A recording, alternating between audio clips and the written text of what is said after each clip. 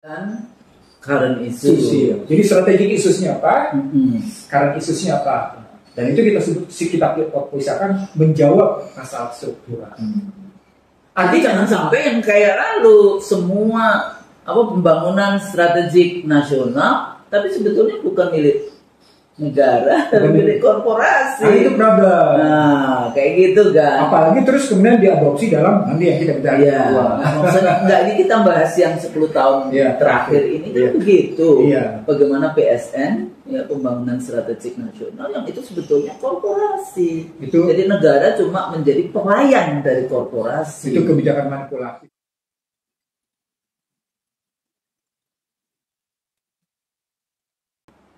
Bismillahirrahmanirrahim. Assalamualaikum warahmatullahi wabarakatuh.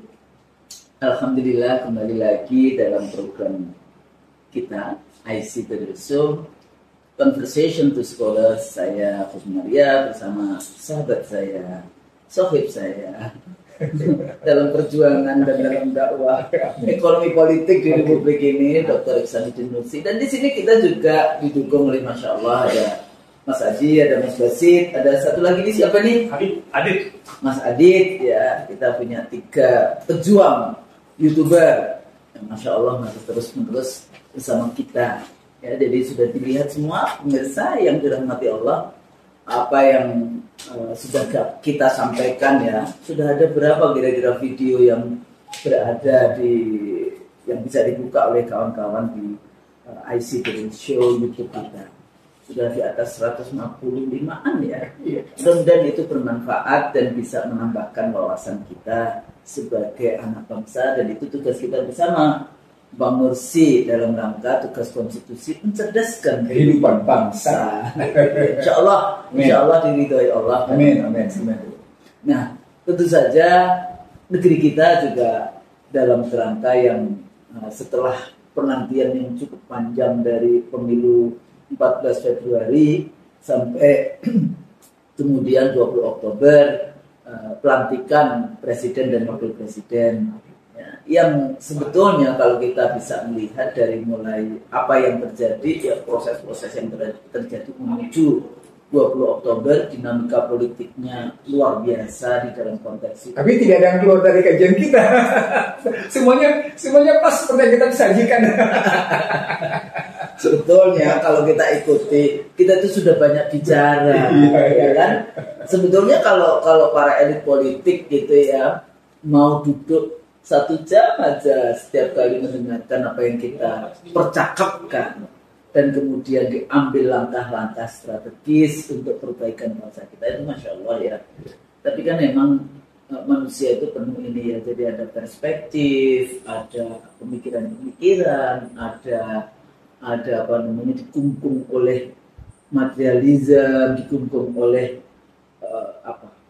jabatan, kayak gitu, ya. Di dalam konteks itu bahasanya kan biasanya kita itu kalau melihat jabatan itu seperti melihat sesuatu yang tapi lupa bahwa jabatan itu juga amanah, jabatan itu ujian, jabatan itu tidak hanya cuma sekedar kemudian mau kipas-kipas dan tidak dipertanggungjawabkan.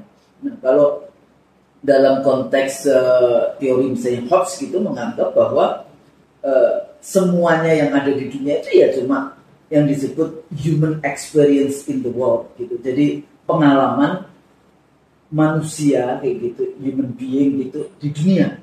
Dia nggak ada yang namanya kaitannya setelah itu. Makanya seringkali morality di dalam konteks pemikiran Hobbes itu cuma materialisme, maksudnya ke arah sana gitu, ya. Herbert Spencer.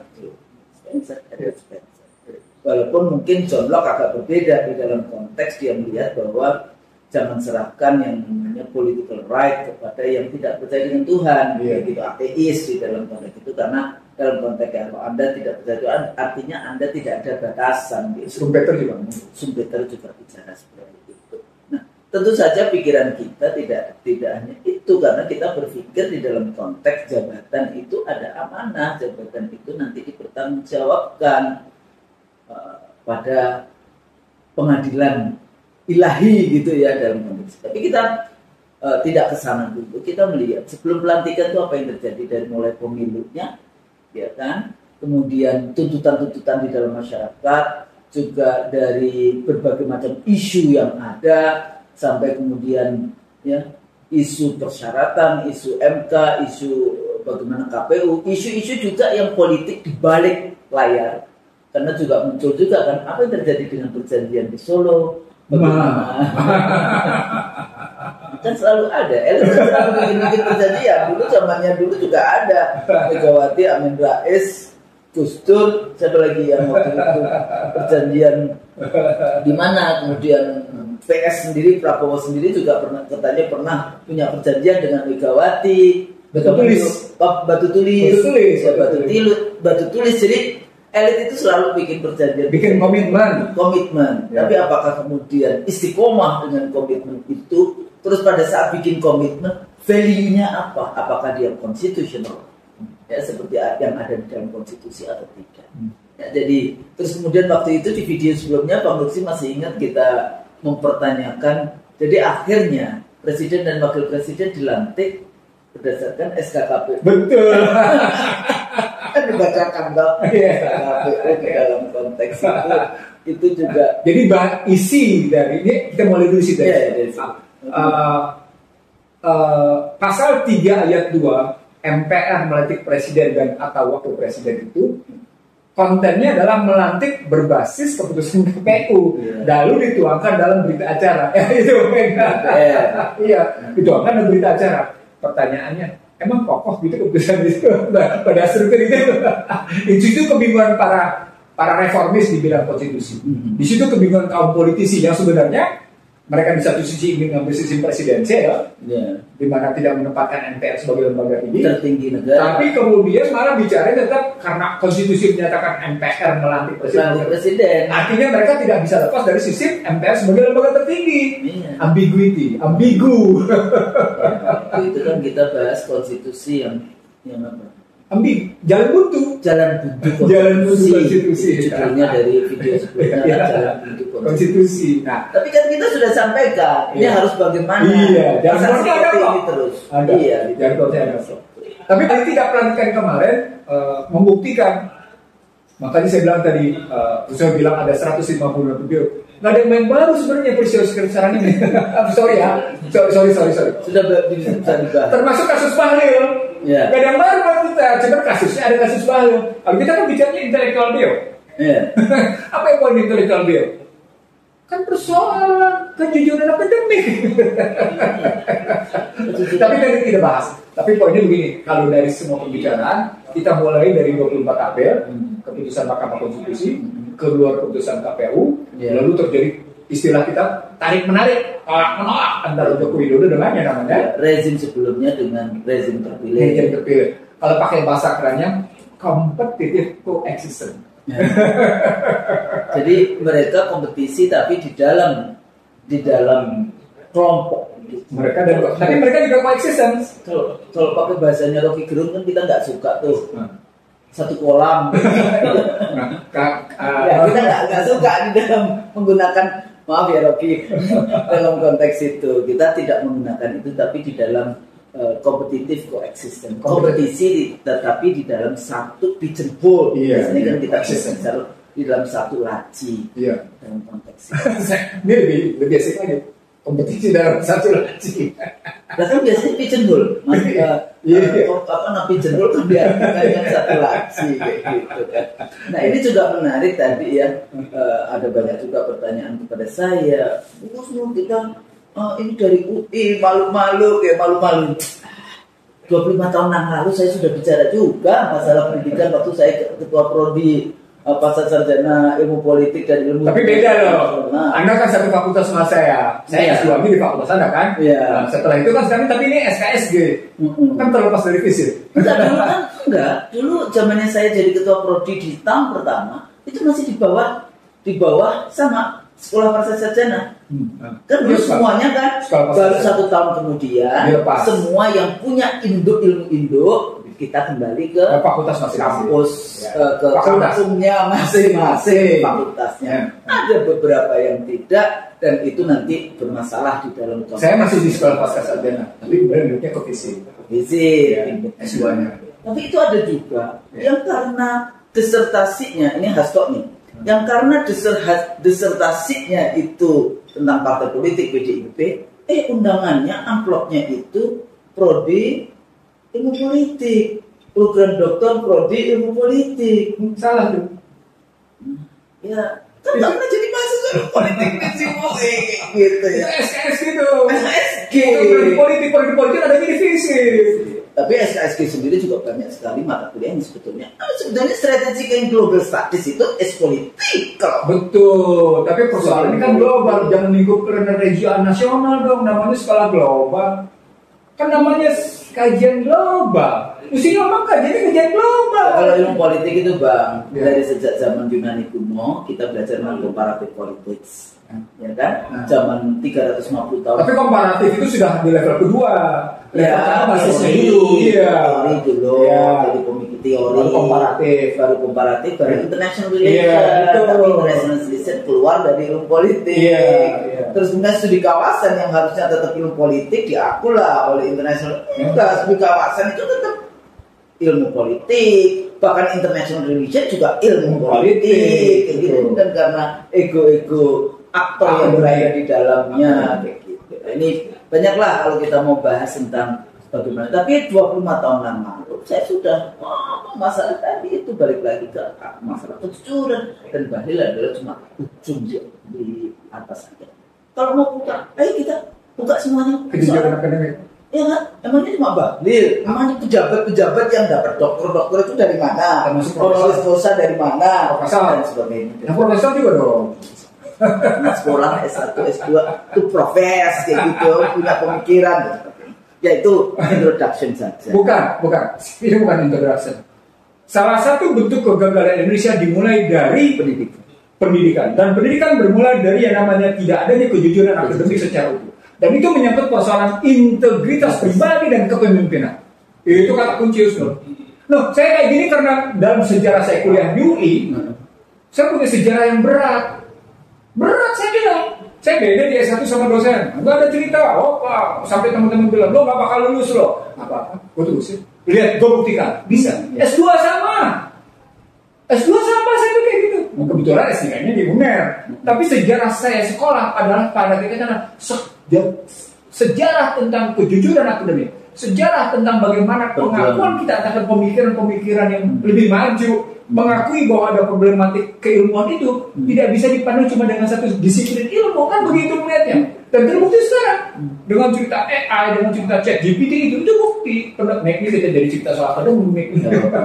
Kan ini melatari juga apa yang terjadi menuju tanggal 20 Oktober. Oke, poinnya adalah kita hampir miskin.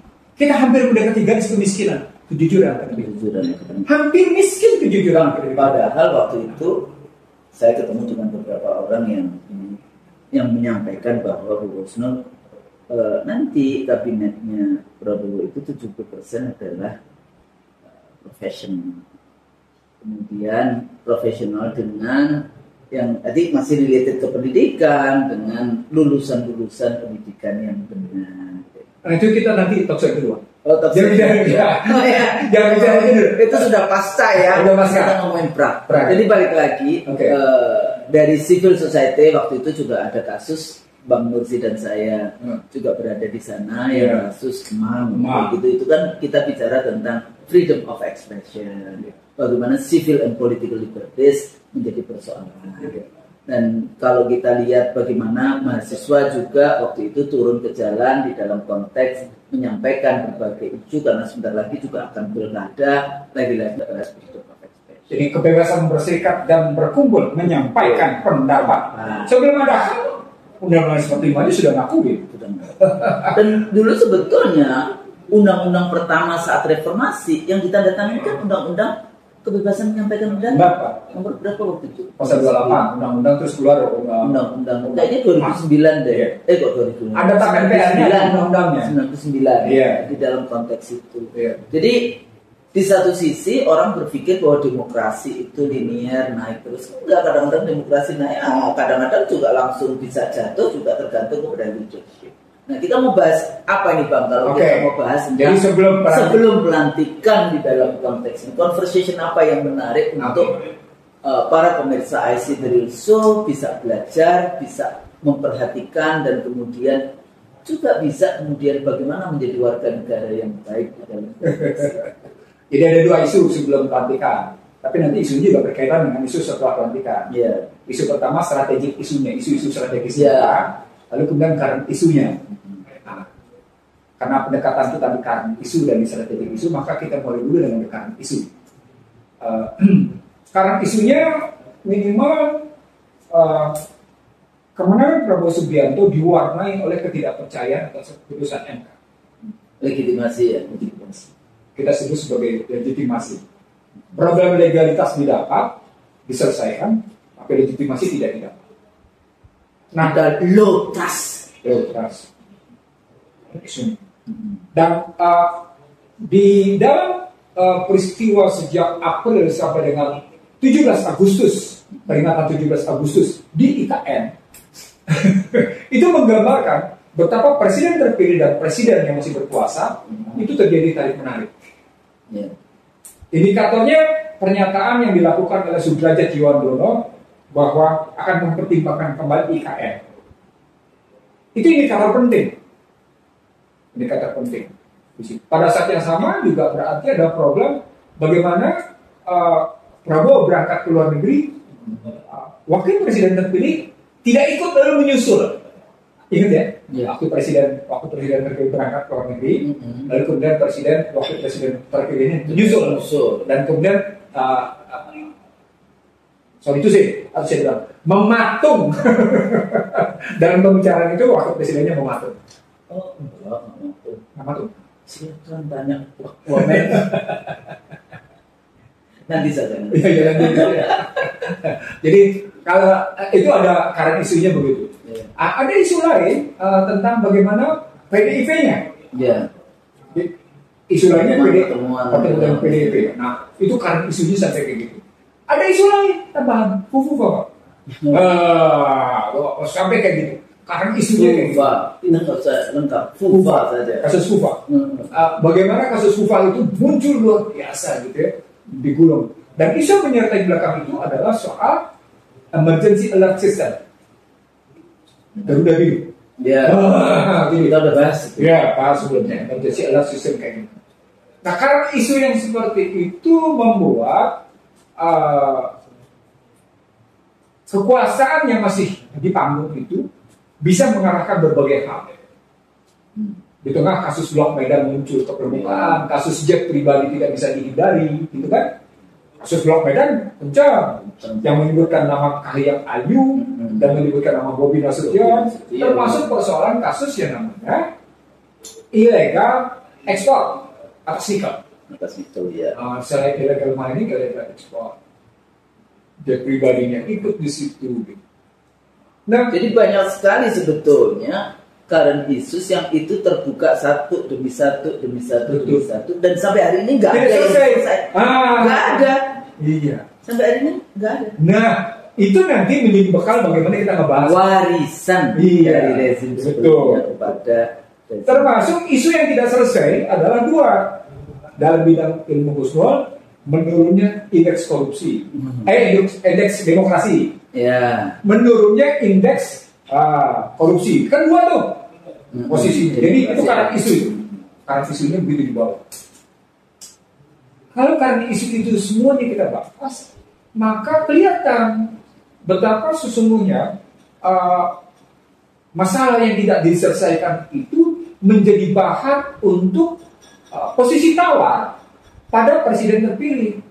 Posisi tawarnya adalah Anda mau mikul dur mendem jero. Nah itulah, mikul dur mendem jero itu bukan untuk tata kelola kenegaraan. Itu untuk hubungan orang muda dengan orang yang lebih tua, keluarga, masyarakat. Itu nggak bisa ditarik ke level publik. Kalau level publik kan katanya mengaku dirinya sebagai modern nation state, karena ada responsible government. Nah, kenapa saya tak terbang? Itu bukti. betapa pentingnya bersifat konsisten. Nah, Tahu nggak? Ya. Kenapa saya bilang masuk wilayah konsisten? Karena tadi kalau di satu sisi Anda mengakui sebagai modern states, nation, sebuah bangsa dengan negara yang modern, maka format berpikirnya mestinya modern. Apa ukuran modern?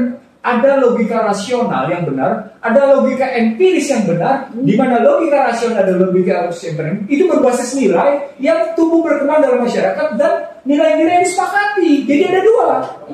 Logika rasionalnya dan logika empirisnya berbasis pada nilai yang berkembang dan berbasis juga pada nilai-nilai yang disepakati. Miko Dorman dan Joyo yang Muslim bilang sebagai bagian dari keluarga, ketika dia angkat ke publik, dia berhadapan dengan persoalan sampai seberapa jauh kehendak etika publik menghendaki sesuatu. Itu kan etika publik yang lain berkembang. Public will.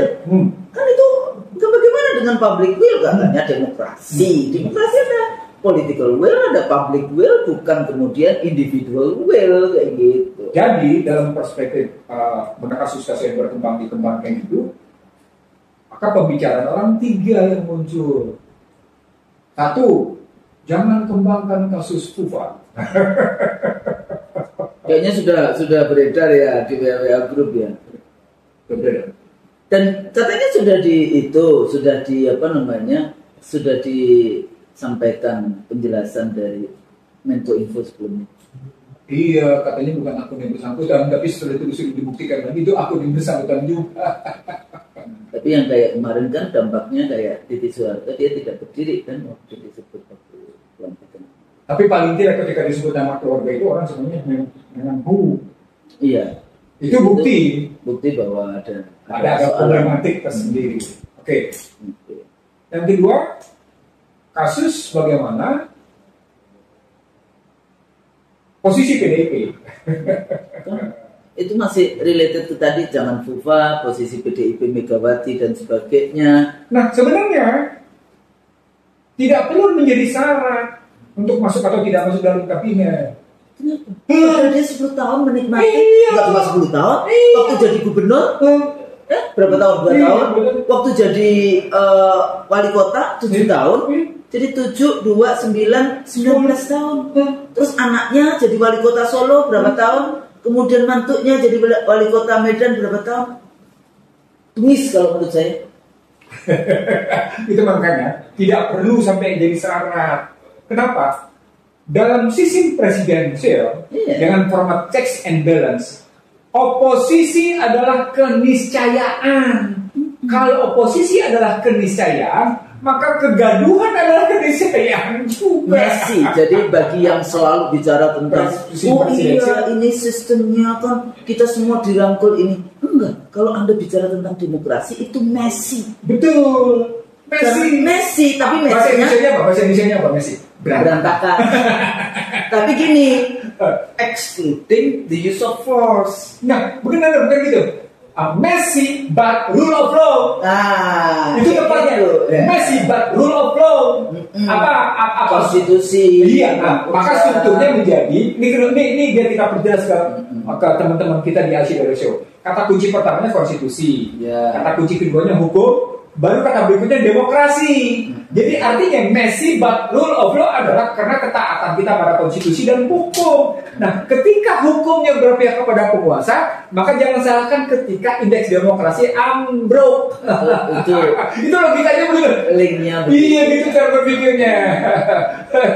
Mereka pikir kalau demokrasi, nggak boleh. Itu namanya otoriter. Iya, betul. Yang kita sebut sebagai authoritarian legalism. Jadi kalau Anda melarang yang namanya masyarakat mengkritik, masyarakat terus-menerus mempertanyakan semua hal yang dimiliki yang kemudian jadi nomenklaturnya para pejabat, itu namanya Anda otoriter. Ya kan? Mengurus dengan bukannya kemudian, apalagi kalau dihubungkan dengan sovereignty, kedaulatan ada di tangan rakyat, gitu, people sovereignty dalam konteks dan pengakuan kedaulatan rakyat. Jangan marah kalau pemilik kedaulatan rakyat itu mengambil kembali. Iya, jangan marah dong. Anda harus merasakan bahwa Artinya kontrak 5 tahun itu belum tentu menang 5 tahun, karena bisa saja dalam posisi misalnya sekian tahun gitu ya, Anda telah menyalahi kontrak itu saja kan? Bisa menyalahi sumpah kan? Ya kan, yang kita bahas waktu itu terjadi delegitimasi, distrust, disobedient, disobedient, chaos terjadi pergantian rezim. Karena itu sebelum 5 tahun itu biasa saja di dalam politik. Bukan luar biasa. Artinya jangan mengatakan bahwa PDIP nggak boleh masuk sebagai sebuah syarat, tapi dalam praktek Anda tetap bilang, oh ini kan ada persoalan pribadi jadinya yang dibawa menjadi masalah publik. Dan sesungguhnya bagi PDIP, kalau saya ini sekarang PDIP, ini modal. Sama seperti Nasdem yang menyatakan kami tidak ingin, kami tidak. Bagi saya, andai kata Nasdem dan PDIP, sorry to say, mau melihat realitas politik seperti ini, dia tidak akan pernah mau masuk ke dalam kabinet. Jangan pernah masuk dalam kabinet. Tapi Nasdem kan nggak ada. Nggak ada. Ya, nanti kalau itu. Iya. Posisi nanti artinya dari posisi yang sekarang udah benar Nasdem kayak gitu. Iya. Udah benar PDIP 01 bisa istiqomah itu. Iya, kalau dia itu. Buat saya perbaiki, jadi oposisi itu mulia juga. Nah, karena dia akan punya fungsi untuk mengontrol, meluruskan, mengontrol, checks and balance itu ada di sini. Nah, itu berarti Anda mengakui bahwa pentingnya ada 4 istilah saya. Meluruskan yang bengkok, meluruskan yang bengkok. Ya, 1, memperbaiki yang salah. Gitu kan? Itu jelas gitu, meluruskan yang baik. Memperbaiki yang salah. Membuang yang tidak berguna yang bertentangan. Membuang yang tidak berguna dan bertentangan. Yang keempat, yang paling penting, mengadakan yang baru, yang tidak ada. Mengadakan yang tidak ada. Jadi, kalau PDIP dan Nasdem mau main 5 tahun ke depan melaksanakan 4 hal ini, meluruskan, memperbaiki, membuang, mengadakan yang baru. Keren. Atas dasar kepentingan rakyat. Atas dasar konstitusi tadi? Ya, konstitusi. Atas dasar, apalagi dari depan, atas dasar pembukaan Undang-Undang Dasar 45. Keren banget. Melindungi segenap tumpah darah Indonesia. Mewujudkan. Enggak dulu. Mencerdaskan dulu. Baru menyejahterakan. Menyejahterakan dulu mintanya. Walaupun secara sistematis misalnya mencerdaskan baru mensejahterakan. Tapi karena para pendiri publik ingin sejahtera dulu baru mencerdaskan, ya nggak apa-apa. Iya. Mensejahterakan, mencerdaskan dan ikut dalam ketertiban dunia untuk keadilan sosial politik. Seluruh rakyat bisa berbasis ketuhanan yang Maha Esa. Gitu. Itu kerjanya. Jadi istilah kita adalah bebas 5K. Bebas dari ketertiban, bebas dari kebodohan, bebas dari kemiskinan, bebas dari ketimpangan, bebas dari kehinaan. Ini omongan kita kapan, Gus? Omongan kita berapa tahun? Sebelum Covid kita ngomong ini? Iya. Sebelum Covid kita udah ngomong kayak gini gitu, sampai akhirnya kita bahas satu persatu. Bahkan kita sampai di tempatnya nenok kita masih ngomong kayak gini gitu. Nah, artinya ketika cerita tidak boleh masuknya PDIP, bagi PDIP dia dapat blessing. Ya semuanya kan alhamdulillah ala kulli hal. Bukan bini mati ya. Beda tuh semua. Beda. Alhamdulillah ala kulli hal sama alhamdulillah bi ni'matihi itu beda. Satunya kan blessing yang bagus. Kalau ini blessing yang dianggap tidak bagus karena tidak dapat jabatan. Padahal masih dapat jabatan kan? Anggota DPR, pimpinan DPR. Ketua DPR. Ketua DPR. Akan menduduki berbagai 4 komisi. Sekarang komisinya tambah ya? Ada 13. Ada 13. Nah, oke. Nah, yang menarik lagi selain kubu Fafa juga persoalan PDIP, terus menteri-menteri, soal menteri-menteri. Tapi menteri-menteri sudah kita bahas nanti khusus. Sekarang kita lihat satu persatu. Kalau kita lihat sebelum pelantikan kabinet seperti itu, maka wajar ketika strateginya memang strategi bagaimana mengamankan proses perjalanan dari 24 April ke 20 Oktober adalah pengamanan 20 Oktober. Apa itu? Pengamanan pramuka. Iya, jadi itu perintah termasuk Jateng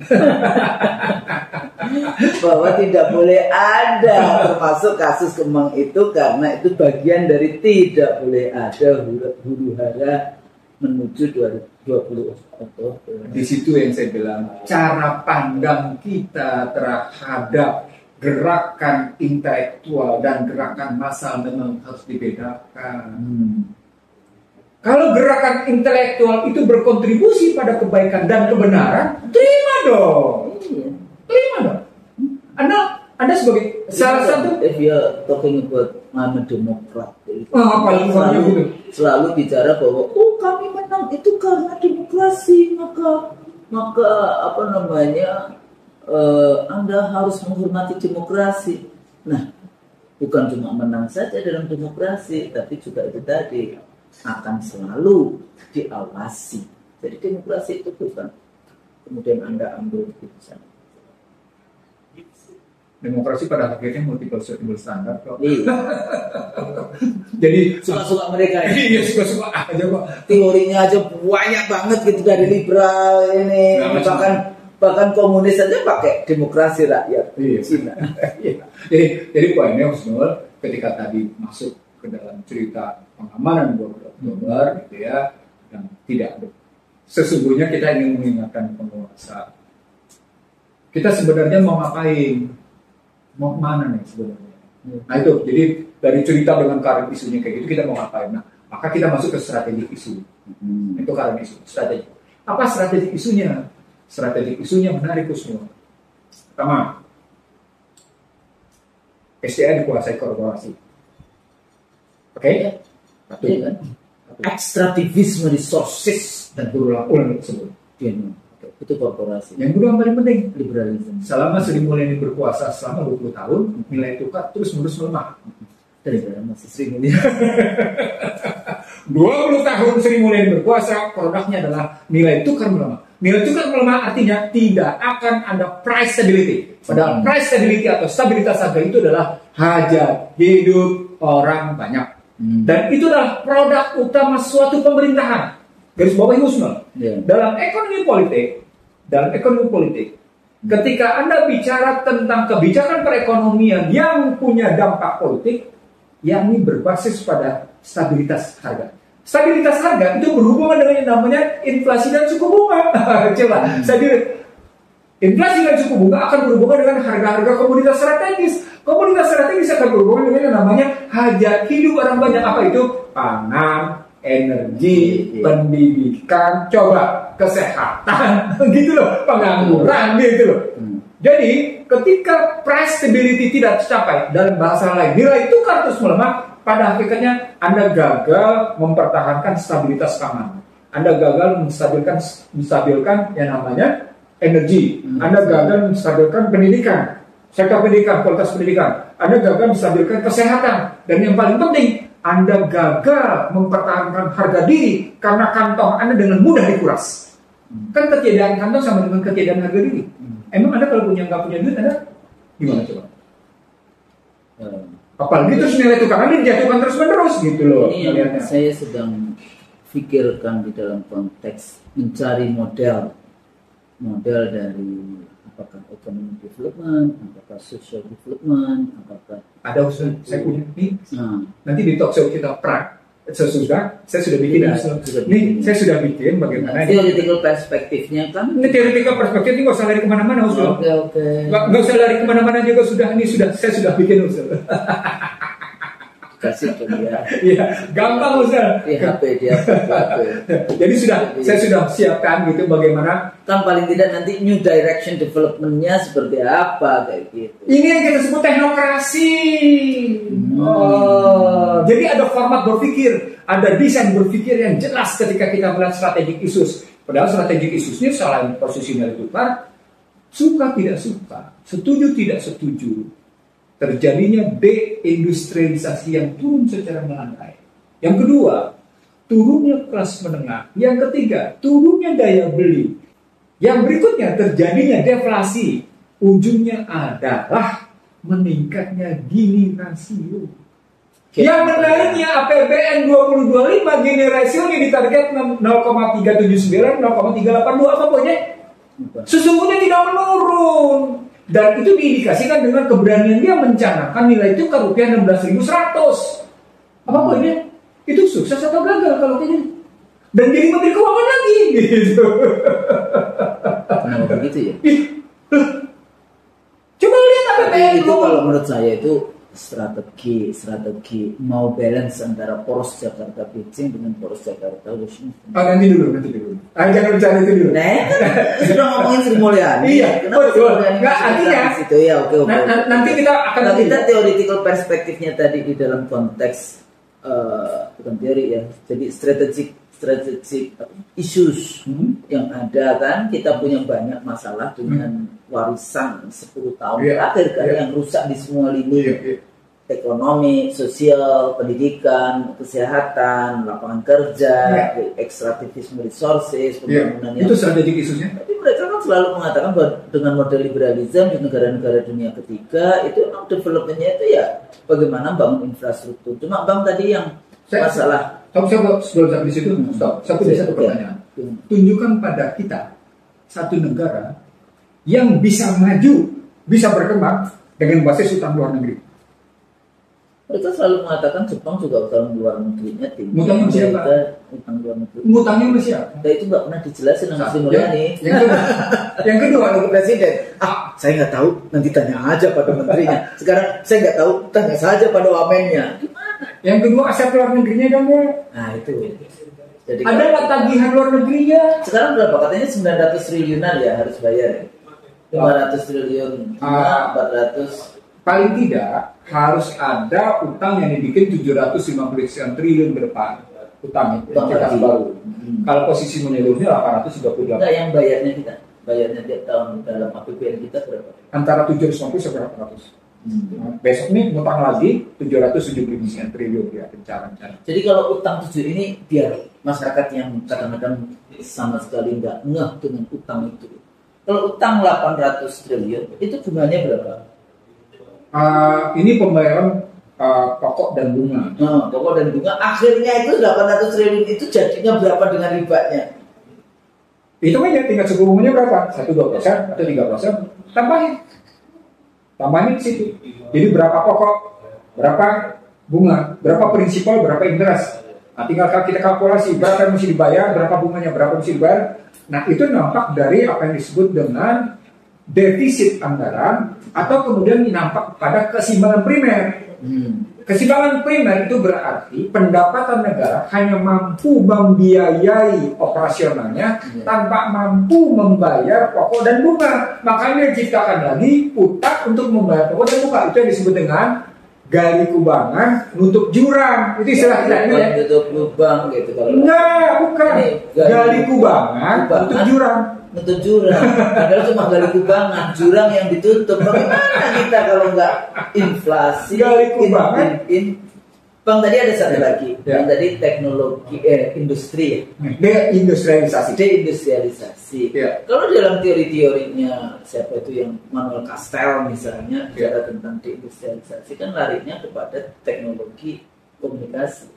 Teknologi yang soft teknologi bukan yang model yang high tech dan sebagainya. Nah, so far sampai hari ini Indonesia sendiri gimana? Atau model bagaimana? Kalau dulu saya pernah diundang beberapa kali di lapan kayak gitu ya, pengembangan satelit yang kayak gitu yang itu nanti bisa menjadi bagian penting di dalam konteks teknologi. Dulu sebetulnya kayak satelit Palapa yang punya Indonesia, kemudian nggak tahu sekarang kemana yang kayak gitu itu masuk nggak di dalam konteks strategi khusus. Mestinya masuk. Karena peperangan ke depan adalah peperangan teknologi. Konteks war dan proxy war itu melalui teknologi. Maka ketika kemarin disebut kita penting mengatasi pangan, mengatasi energi, tanpa bicara mengatasi modal dan teknologi informasi komunikasi, itu ada kekurangan. Saya sebutnya kita punya 5F, ingat nggak? Ketika kita menjadi bangsa terbelah, kita punya masalah di food, fuel, financial, gitu kan, frekuensi, dan terakhirnya fashion. Fashion itu kultur budaya. Kita impor tuh semua, kita impor modal, impor pangan, impor energi, teknologi, budaya. Jadi kita punya apa? Kenapa tidak memanfaatkan yang apa yang kita punya gitu? Nah, kemarin waktu sebenarnya masuk nanti di pidato nih, ini ujungnya pidato. Pidato itu kan kemarin bicaranya tentang swasembada pangan, swasembada energi, swasembada air. Kalau swasembada air saya heran. Karena undang-undang sumber daya air sudah dibatalkan oleh MK dan nggak ada undang-undang baru. Nggak ada selain itu eksekusinya juga nggak ada. Itu Prof Dinto yang itu nama dia bawa ke MK dan seluruh undang-undang. Batalkan sumber daya air itu gitu ya. Nah, tapi kan tidak bisa dieksekusi, bukan tidak bisa, tidak mau dieksekusi. Tahu nggak kenapa? Karena dikuasai oleh korporasi sumber daya airnya. Dengan bahasa apa? Air minum dalam kemasan. Iya, jadi bukan itu simbolik torture. Itu simbolik torture. Air minum dalam kemasan itu simbolik torture untuk mendikte bangsa ini tidak menguasai air. Kenapa? Karena sumber daya airnya dikuasai oleh korporasi. Padahal mantan menteri luar negeri kita di UN, salah satunya special envoy-nya UN kan isu air. Sebenarnya gini maksudnya. Ketika perang Seven Sister melawan musuh-musuhnya yang kemudian berubah menjadi Four Sister. Seven Sister itu buku pertama ekonomi politik, Anthony Sampson. Oke. Buku pertama ekonomi politik itu The Moneylenders, The Seven Sister antara lain. Ada 4 buku lain dari bukunya Anthony Sampson. Tapi kalau kita belajar dari Immanuel Wallerstein ekonomi politik, terus kita turun berikutnya ke Anthony Sampson. Maka ketika The Seven Sister berubah menjadi Four Sister, itu sudah ribut air. Itu awal abad 20. Nanti berkaitan sama pertarungan hidrogen dan elektrik. Ke mobil nih, mobil berbasis hidrogen atau berbasis elektrik. Ujungnya akan ke sana nih. Dan mereka sedang bertarung nih, Husnul.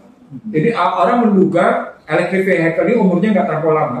Paling lama katanya sekitar 20-25 tahun, tapi berikutnya mobil akan berbasis hidrogen power.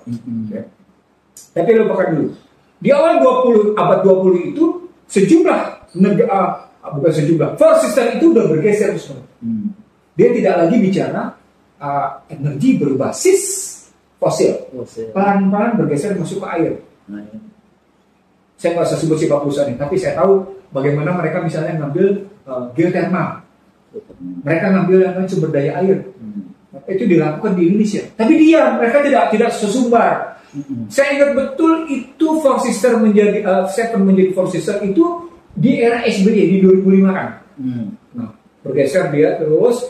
Pada saat yang sama, Amerika mulai keteter memang dari posisi perang harga energi. Energy price war namanya. Ya, yang tahun 73-an itu kan mulainya dari situ. Energy price war. Oil boom itu. Oil boom. Tapi juga kemudian terjadi lagi pada 2008. Yeah. Energy price war yang berdampak pada kekalahan Amerika. Amerika menjawabnya berikutnya pada 2015 ketika dia berhasil menggunakan shale. Yeah. Jadi mereka bisa memproduksi gas sendiri. Poinnya adalah pelan-pelan memang akan terjadi perubahan yang menarik ke air sebagai nanti akan kelihatan dia menjadi sumber energi. Akan menjadi sumber energi. Diambil oleh Cina bagaimana mengolah air laut menjadi kekuatan energi. Air laut menjadi sumber energi. Beberapa bahan di dalamnya mengandung uranium. Dahsyat nggak? Jadi diolah sedemikian rupa. Jadi bahan yang lain. Nuklir. Jadi bukan sekedar air bersih yang didapatkan untuk pertaniannya, untuk kebutuhan hidupnya di Cina nih. Tapi juga menghasilkan berdasarkan olahan kimianya menjadi uranium. Artinya Cina dapetin 2. Jadi saya ingin mengatakan perang teknologinya yang saya tahu betapa yang namanya Eropa, Jepang, dan Amerika sedang melakukan pengolahan atas kekuatan air, termasuk bagaimana aplikasi di mobil, otomotif gitu ya. Tapi pada saat yang sama Cina sudah melangkah bagaimana mendaya gunakan air untuk kebutuhan pertanian, untuk kebutuhan hidup hari-hari, tapi sekaligus untuk kebutuhan pertahanan. Dahsyat ya. Dan pertahanan. Jadi kalau bawa masuk ke dalam persoalan air benar, tapi itu tidak pernah dieksekusi ketika sumber daya air dibatalkan. Bang, tadi kan bicara Wallerstein ya. Immanuel Wallerstein. Ya, itu tahun 70-an ya. Betul. Sekarang posisi kita berada di mana? Kalau dari teorinya dia kan Teori kita sistem. bisa Teori sistem. periferi, Iya. semi periferi, Iya. core. Iya. Kita kayaknya periferi melulu. Padahal kita punya raw materials yang luar biasa di dalam konteks itu. Anda perlu mengkaji pendapat para pemikir, para pejabat. Ketika Bank Dunia menyatakan kita berubah dari low middle income, kelas menengah bawah, low ke middle, low middle. Oh iya, low. Jadi Itu kategori tersendiri ya. Iya. Jadi low income, middle income, low middle income, jadi middle income, jadi middle income. sejumlah pejabat Indonesia menolak karena kehilangan fasilitas dari Amerika. Padahal mereka ingin juga menyatakan bahwa kita sudah naik kelas. Maka benar pernyataan Bowo bahwa soal kita di ranking ke-16 dalam G20 itu tidak punya mana apa-apa ketika kita tidak bisa mengatasi pangan, energi, dan air. Benar itu benar pernyataan. Waktu di G20 itu ngapain aja? Kan itu forum konsultasi. Cuma forum ya, maksudnya kalau kita bisa memanfaatkan anggaran yang beredar di G20 untuk kepentingan kita waktu itu di Bali, itu kan harusnya bisa. Ya, saya ngeliatnya gini, Husnul. Kita terkadang bangga dengan kemasan. Iya, packagingnya. Oh iya, kita bikin hura-huranya, bikin bagus banget. Tuh dibawa jalan-jalan, bukan itu. Tapi berapa persen dari, karena acara yang seperti itu, waktu saya bilang sama mahasiswa saya, Anda tahu nggak kalau acara seperti itu APBN semua? Semuanya dibayar. Oh, itu yang namanya presiden-presiden yang datang itu nggak bayar sendiri ya hotelnya? Enggak, disiapin.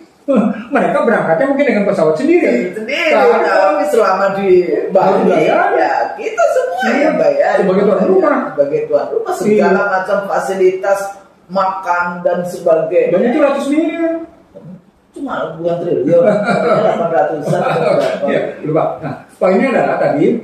Jadi kalau kita bilang tadi strategic issues-nya tadi selain ada persoalan SDA dikuasai korporasi, nilai tukar yang sesungguhnya menunjukkan kegagalan perekonomian, ada problem yang namanya deflasi, daya beli turun, kelas menengah menurun, deindustrialisasi, dan kita impor 5F tadi, maka sesungguhnya bahwa harus menjawab itu. Jadi strategi isu itu yang mesti dijawab dengan pembentukan kabinet. Nah, tapi pada saat yang sama, itu pidato kan bukan pidato, kayaknya recycle itu. Iya. Itu pidato pengulangan. Nggak apa-apa. Nggak apa-apa, karena memang persoalan kita dari dulu juga belum diselesaikan masalah itu. Artinya ada sejumlah orang yang tetap berkuasa di situ selama satu generasi tidak punya prestasi apa-apa. Karena masalahnya mengulang, apalagi kemudian masuk lagi jabatan dengan utusan presiden. Prestasi nanti kalau nggak ada apa-apa kan kita nihilisme. Betul. Tapi tidak menyelesaikan persoalan mendasar, struktural, persoalan struktural di dalam bangsa dan negara ini. Kan itu persoalannya. Karena khususnya menolak nihilisme, kita bilang aja bahwa mereka yang berkuasa satu generasi ini dan sekarang masuk di situ, pada hakikatnya tidak menyelesaikan persoalan struktur. Bangsa kita. Nanti kita jawab kemiskinan juga struktural. Gini rasanya struktural. Ini gap struktural. Masalah air struktural. Korporasi kita di term of trade-nya nggak seimbang. Kesenjangan itu mestinya bukan hanya soal kesenjangan pendapatan atau pengeluaran, tapi harus juga dilihat kesenjangan regional. Harus juga dilihat kesenjangan intelektual. Harus juga dilihat kesenjangan sosial. Iya. Walaupun banyak yang dapat dokter, tapi tetap aja karena kejujuran intelektualnya tidak ada. Ya bagaimana Anda paham? Anda menulis 500 halaman, paham nggak apa yang itu ditulis? Berikutnya, setelah itu kesenjangan informasi. Kesenjangan teknologi. Knowledge is power. Iya, knowledge is power. Gitu loh. Nah, 5 kesenjangan ini kan sudah lama berjalan. Jadi kalau pakai struktural, mesti Anda ngatasi dong. Kesenjangan pendapatan pengeluaran, kesenjangan intelektual, kesenjangan regional, kan gitu kan? Kesenjangan moral, kesenjangan teknologi, kesenjangan infrastruktur. Walaupun sekarang infrastruktur dibilang hebat, ternyata enggak ada gitu. Enggak, mereka itu selalu apa sih sebetulnya indikatornya yang infrastruktur hebat? fisik, jalan raya, fisik, jalan apa namanya, selalu kan hitung berapa kilometer. Dan mereka tidak menghitung apakah biaya logistik menurun apa enggak. Nah, yang dulu sebetulnya di video kita sebelumnya, kenaikan jumlah jalan ternyata tidak mengurangi biaya logistik untuk kemudian memajukan income atau apa dari pendapatan. Tidak memberi multiplier effect. Ya, tidak ada multiplier effect yang pada pendapatan. Harusnya dengan itu kan teorinya begitu. Yeah. Kalau Anda bangun jalan, artinya mobilitas dari apakah itu hasil panen dari petani, kemudian kebutuhan masyarakat, kayak gitu kan, itu dimudahkan dengan adanya infrastruktur jalan. Logika ekonominya gini, gimana? Dengan adanya infrastruktur, maka velocity of money-nya makin naik. Volume velocity of money. Velocity. Perputaran volume perputaran makin naik. Dengan volume perputaran makin naik, maka dia terbagi dari yang tadi yang dilewati oleh infrastruktur jalan tadi. Kalau itu tidak terjadi, artinya salah. Artinya rugi. Jadi biaya infrastrukturnya tinggi, tidak memiliki dampak kepada kenaikan kesejahteraan dari masyarakat tersebut, kayak gitu kan. Penyebabnya sederhana, tidak terhubungkannya sumber daya produksi dan distribusi. Sumber daya produksi dan persoalan kedua, kemahalan, dan itu nampak dari ICOR, incremental capital output ratio yang tinggi. itu gambar bahkan waktu itu saya dapat informasi pembangunan flyover jalan LRT atau MRT yang ada itu di Indonesia dengan misalnya kereta cepat di Saudi Arabia aja, bedanya kita hampir berapa per kilonya dan mereka cuma berapa, kayak gitu kan. Ada bandara yang tidak ada aksesnya, ada dam yang tidak ada terasiumnya. Belum selesai Bang itu. Jangan begitu dong. Itu belum selesai karena dulu jalan baru 2 kilo sudah dipotong itunya pitanya, jadi akhirnya tidak dilanjutkan. Jadi gimana? Balik lagi dari pra pelantikan itu ternyata sekarang isu dan strategi isu tidak terselesaikan oleh rezim yang sebelumnya. Mestinya di dalam pidato yang ini juga cerita panjang banyak, kemudian saya kan jadi ketemu orang, jadi pembicara kayak gitu. Saya sampai menangis mendengarkan pidatonya Bapak Presiden. Ya iyalah, dibandingkan 10 tahun terakhir ini kan memang memiliki pendidikan yang lebih baik dibandingkan yang 10 tahun terakhir ini, memiliki komunikasi politik yang lebih baik. Analitik. Iya, teknologi informasi komunikasi. Nah, persoalannya adalah sehari sesudahnya nanti seperti apa, dan kemudian 5 tahun ke depannya seperti apa. Nah, itu bisa kita lihat nanti di dalam konteks apakah menyelesaikan current isu dan strategic isu tadi di dalam 5 tahun ke depan, dan dimulainya seperti apa, itu tergantung leadership dari rezim hari. Sama, ini juga ujungnya leadership tuh. Kita kan selalu ngarso tulodo. Tapi tidak hanya ngarso. Persoalan pokoknya tulodo apa? Tulodo yang baik benar berani bertanggung jawab, apa tulodo yang nggak ada ya kalau dalam konteks. Coba di mafia ada keteladanan nggak?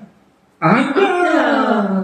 Ya kalau kita balik lagi kepada ajarannya Rasulullah, amanah, sidik, tablik, fatwa. Ada ihsan itu. Ada ihsan. Dinursi dan husnul mar'i ya.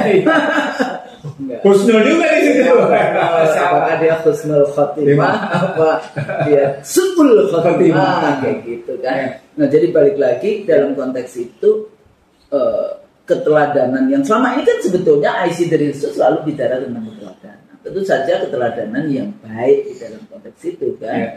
Ya, sesuai dengan nilai-nilai yang kita junjung tinggi, nilai agama, nilai budaya, nilai perjanjian-perjanjian suci kita di dalam konstitusi.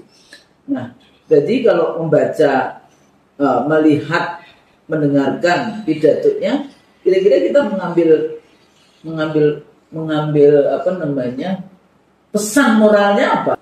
Dari secara akademik, satu pemerintahan baru punya dua sikap.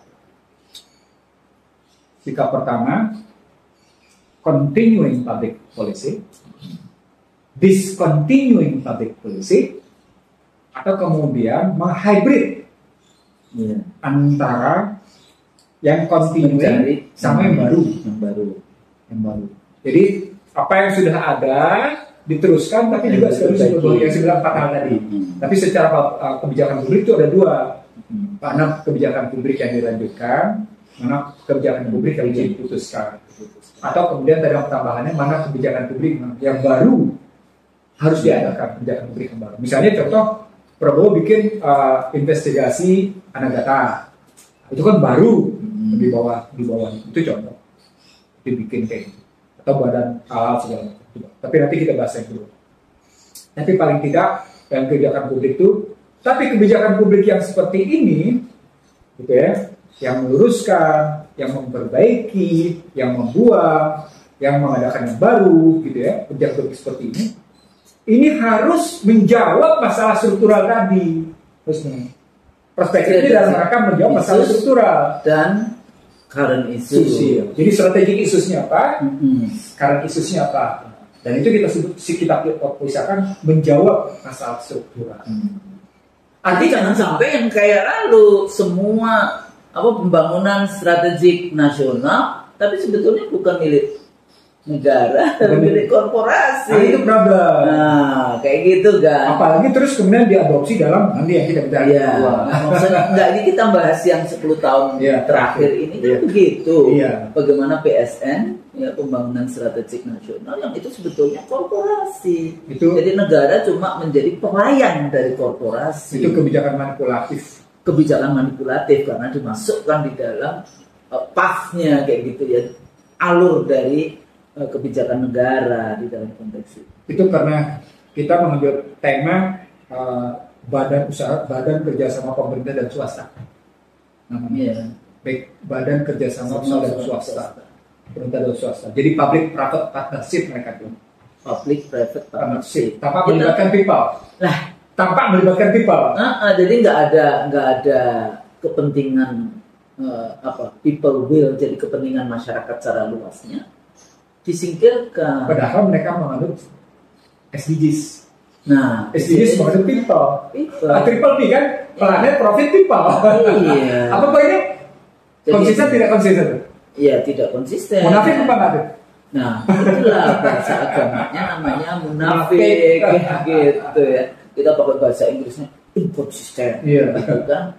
Tidak istiqomah, ataunya akhirnya bahasa lainnya adalah munafik. Itu memang hati-hati ya, siapapun di dalam konteks ini menjadi, dan itu tidak cuma pejabat dalam konteks politik, dimanapun kita berada kan, mau jadi dosen, mau jadi ya baik itu di civil society, mau di political society, di dalam struktur negara maupun di luar struktur negara, menjadi sangat penting untuk tetap bisa istiqomah kepada nilai-nilai yang kita cuma. Artinya di periode ini yang Prabowo terima adalah dia punya warisan masalah struktural. Warisan masalah struktural itu dia jawab dalam pidatonya. Nanti kita bahas bagaimana pidatonya. Saya kira gitu, Ustaz. Bukannya kita sudah bahas pidato? Belum. Kita bahas adalah action setelah pidato. Bukan, pidato dulu kita bahas, baru kita bicara actionnya. Jadi tunggu ya. Pemirsa Real Show, kita akan bahas kemudian pidato presiden yang berapi-api itu, termasuk bagaimana pembentukan kabinet, termasuk di dalam konteks pembentukan sehari setelah pidato, 2 hari kemudian setelah pidato. Ini rentetan terus kan, karena tiap hari kita belum tahu lagi nih apalagi yang akan diangkat kayak gitu kan. Bisa juga komisaris kan belum semua.